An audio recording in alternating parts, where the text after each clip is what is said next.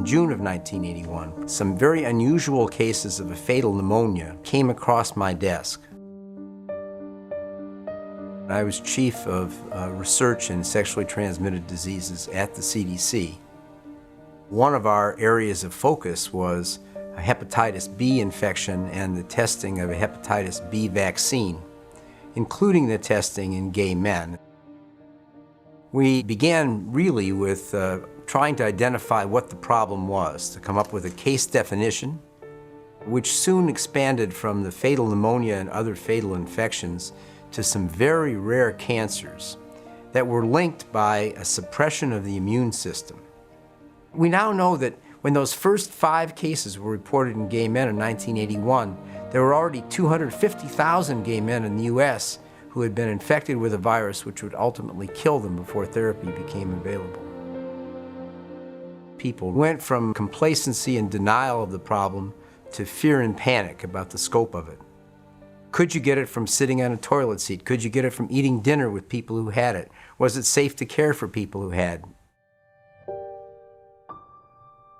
As a neighbor to Emory all these years, I knew of much work that had gone on, not only in other areas of public health, but also in AIDS. Leaders in the world were doctors Dennis Leota and Ray Shinazi, who developed 2 of the first and most used antiretroviral drugs against HIV. This was going on during that period of time when the disease was uniformly fatal.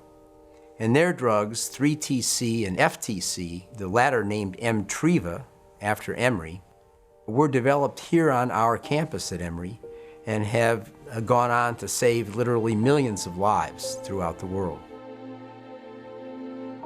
Our Center for AIDS Research was first funded by the National Institutes of Health in 1997.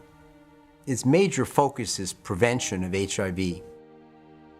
Emory is very proud to be the home of a drug which is prescribed for 95% of all Americans who receive prescription therapy for HIV infection.